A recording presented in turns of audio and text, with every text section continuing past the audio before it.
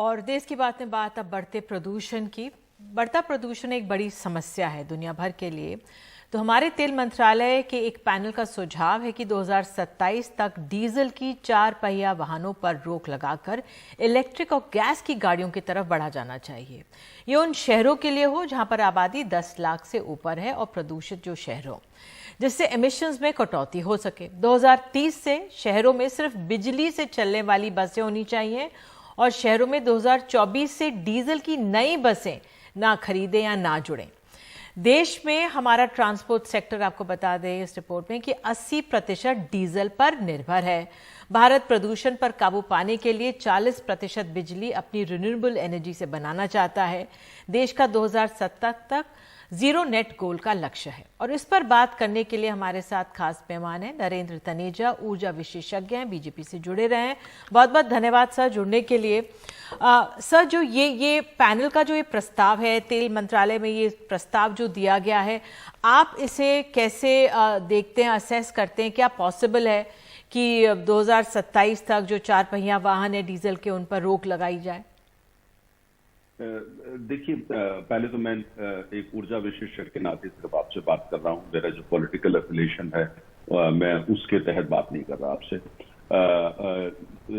देखिए, इंटेंट बहुत अच्छी है, जिसको बोलते हैं इरादा अच्छा है, और प्रदूषण हमारे देश में है। और आज हमारे यहाँ तमाम किसी भी शहर में आप चले जाएं, अमृतसर से कलकत्ता, बैंगलोर, हैदराबाद, कहीं भी जाएं, प्रदूषण की समस्या से सभी लोग जो है जूझ रहे हैं।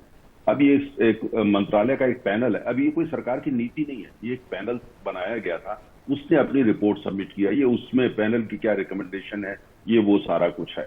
और उस पैनल का ये मानना है कि भाई डीजल जो है उन गाड़ियों पर रोक लगाई जाए। साथ में ये भी है कि भाई बिजली की जो कारें हैं उनको ज्यादा लेकर के आया जाए।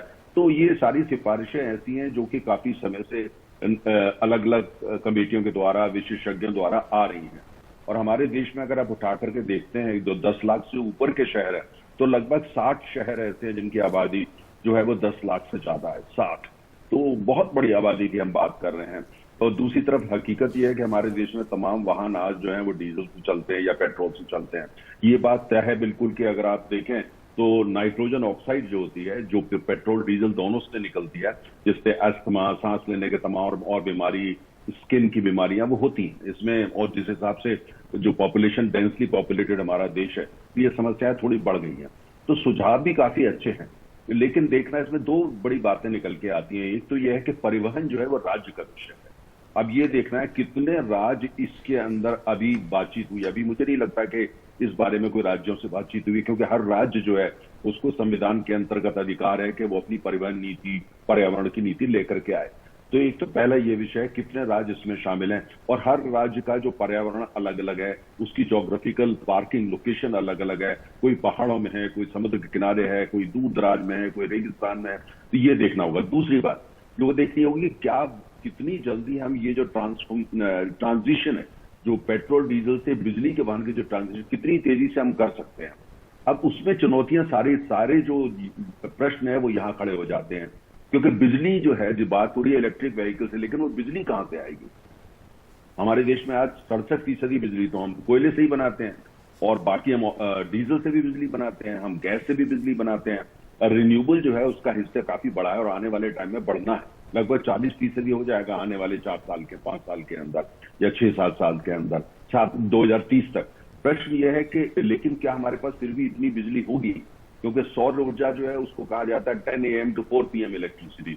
मतलब यह है कि सुबह और लेकर शाम तक, जब तक सूरज है। मानसून में भी चुनौतियां आती हैं, अर्थात सौर ऊर्जा के अलावा हमको और भी तरीके से बिजली का निर्माण या वो चाहिए होगा। तो अब तो हमारे सामने ये बहुत सारे प्रश्न। मुझे लगता है नीयत बहुत अच्छी है, इंटेंट बहुत अच्छी है। ट्रांजिशन तो करना ही पड़ेगा, जिस हिसाब से हम जीते, हमारे बच्चे, हमारे बड़े बुजुर्ग जो उनको समस्याएं हो रही हैं, ये बिल्कुल एक अच्छे देश को शोभा नहीं देता। लेकिन मुझे लगता है कि ये व्यवहारिक कितना है, ये प्रश्न है। अभी जो कहा गया है आप बैन कर दीजिए, 2024 से बैन कर दीजिए। ये कहा गया कि आप डीजल, जैसे जिसने आज एक मध्य वर्ग के आदमी ने आज गाड़ी खरीदी है, सपोज उसने 5 लाख रुपया देके एक डीजल की गाड़ी खरीदी है, उस उम्मीद से कि उसको 10 साल चलाएगा।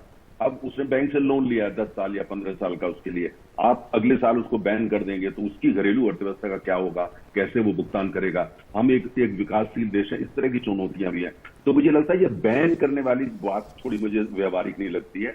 हमको ट्रांजिशन करना है, इससे पहले कि हम ये कहें कि बैन करें या बिजली की गाड़ी सब आ जाए, उसके लिए इकोसिस्टम, उसके लिए इंफ्रास्ट्रक्चर वो बनाने की आवश्यकता है। पहले उसको खड़ा करें, उसको इंसेंटिवाइज करें। लोग अपने आप ही डीजल और पेट्रोल की गाड़ी छोड़ के बिजली की तरफ जाएंगे। लोकतांत्रिक देश में ऐसा ही होता है। नॉर्वे के अंदर 80% जो गाड़ियां खरीदी गई अभी पिछले दिनों सब बिजली की हैं, लेकिन वहां की सरकार ने इंफ्रास्ट्रक्चर पहले डेवलप किया, नीति निर्माण उस हिसाब से किया, तमाम इंसेंटिव लोगों को दिए, यहां तक कि आप पार्किंग करिए या गाड़ी करिए, कोई सर आखिरी सवाल संक्षेप में जी सर, आखिरी सवाल जो हमारे यहाँ उस पे रिपोर्ट में ये भी है कि जो लॉन्ग डिस्टेंस है वहाँ पे जो बसेस हैं बिजली से चलें और ये सब गैस से चले, लेकिन वही कितना व्यवहारिक और कब तक, क्योंकि हमारे ग्रामीण भारत में इतनी बसों का प्रयोग होता है, लेकिन फिर वहाँ पर कैसे होगा, क्या इस ओर भी पैनल की कुछ नजर गई है?